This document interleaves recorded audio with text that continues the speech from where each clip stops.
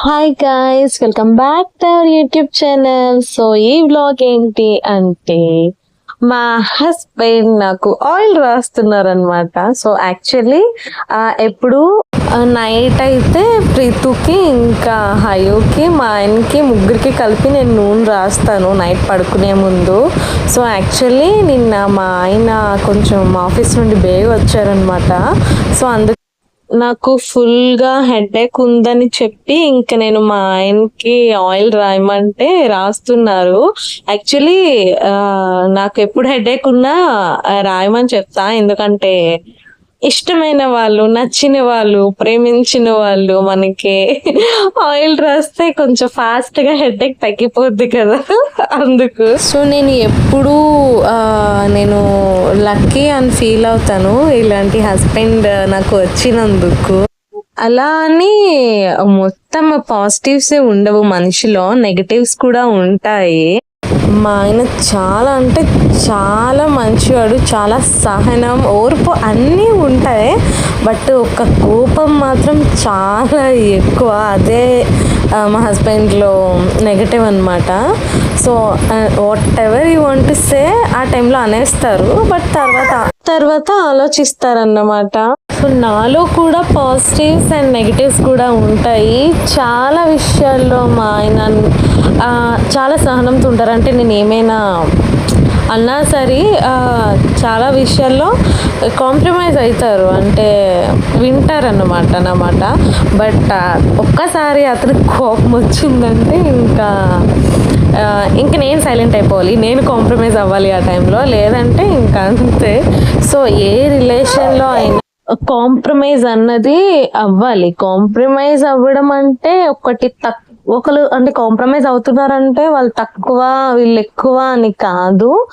నా point of వ్యూలో అంటే దాన్ని ఒకరినొకరు అర్థం చేసుకోవడం అని అర్థం. నాకు కోపం వచ్చినప్పుడు తను సైలెంట్ ఉన్నారంటే తను తక్కువ అని కాదు, నన్ను అర్థం చేసుకున్నారు అని అర్థం.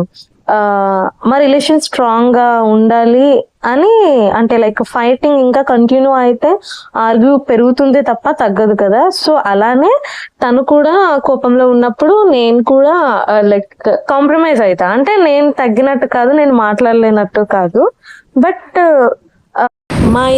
మా రిలేషన్కి వాల్యూ ఇచ్చుకుంటున్నాము. సో అంటే ఒకరినొకరు అర్థం చేసుకొని ఒకరినొకరు కావాలి అనుకుంటున్నాం కాబట్టి సో ఇలాంటివి ఉంటాయి. అంటే ఎవరికి ఉండే గొడవలు అందరికీ ఉంటాయి గొడవలు, బట్ చాలా చిన్నగా ఉండాలి. అంటే చిన్నదాన్ని పెద్ద చేసుకోకూడదు, అలానే పెద్ద గొడవలు కూడా తెచ్చుకోకూడదు.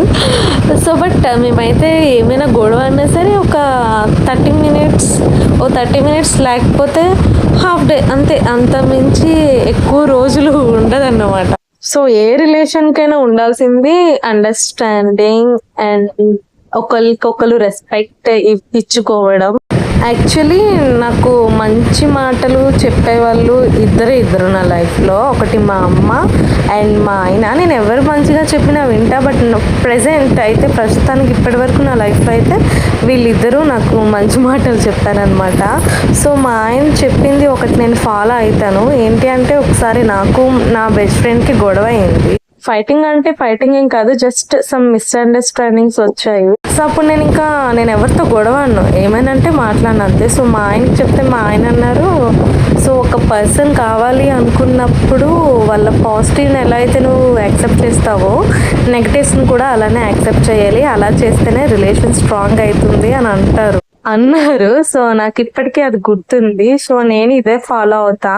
సో ఏ రిలేషన్ అయినా స్ట్రాంగ్గా ఉండాలి అంటే ఎదుటి వాళ్ళ పాజిటివ్స్ ఎలా అయితే మనం యాక్సెప్ట్ చేస్తామో నెగటివ్స్ కూడా యాక్సెప్ట్ చేయగలిగితేనే ఆ రిలేషన్ స్ట్రాంగ్గా ఉంటుందని నేను కూడా believe చేస్తానన్నమాట.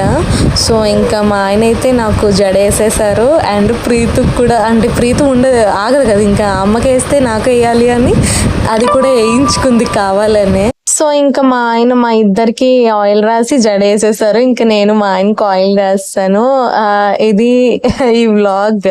Thank you guys, thanks for watching this video. Please do like and subscribe. Bye bye.